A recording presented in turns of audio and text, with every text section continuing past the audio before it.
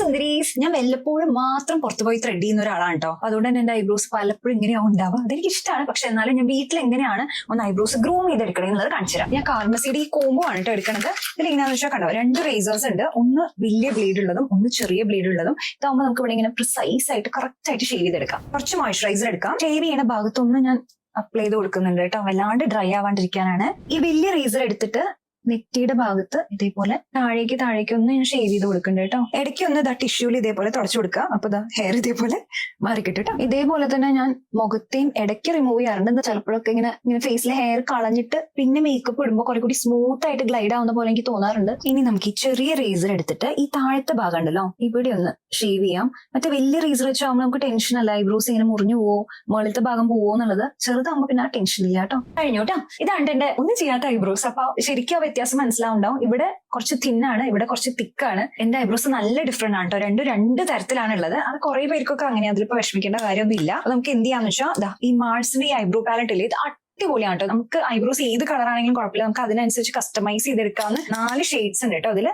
എന്നിട്ട് ലൈറ്റ് ആയിട്ടൊന്ന് നമുക്ക് ഫില്ല് ചെയ്ത് കൊടുക്കാം കേട്ടോ, ഒന്ന് ഷേപ്പ് ചെയ്ത് കൊടുക്കാം. അപ്പൊ ബിഗിനേഴ്സിന് ഏറ്റവും നല്ലത് ഇങ്ങനത്തെ ഐബ്രോ പൗഡേഴ്സ് ആണ് കേട്ടോ. ഇനി ഇതിന്റെ കൂടെ തന്നെ സ്പൂളി വരുന്നുണ്ട്. ഇത് വെച്ചിട്ടൊന്ന് നമുക്ക് ഈരാം. അപ്പൊ കുറെ കൂടി ആ എഴുതിയ ഭാഗങ്ങളൊക്കെ ഉണ്ടല്ലോ അത് നന്നായിട്ട് നമ്മുടെ ഐബ്രോസ് ആയിട്ട് ബ്ലെൻഡ് ആവുകയും ചെയ്യും. പിന്നെ ഐബ്രോസ് ഇങ്ങനെ അടങ്ങിയിരുന്നോളൂ കേട്ടോ. കാര്യമായിട്ട് ത്രെഡ് ചെയ്യണമെന്നൊന്നുമില്ല. ഇതേപോലെ ലൈറ്റ് ആയിട്ടൊന്ന് അവിടെ ഇവിടെയൊക്കെ എക്സ്ട്രാ നിൽക്കുന്ന ഹെയർ ഒന്ന് പ്ലക്ക് ചെയ്യുക അല്ലെങ്കിൽ ഷേവ് ചെയ്യുക ചെയ്തിട്ട് ഇങ്ങനെ ഐബ്രോസ് ഒന്ന് ഫില്ല് ചെയ്ത് കഴിഞ്ഞാൽ അടിപൊളിയായിരിക്കും.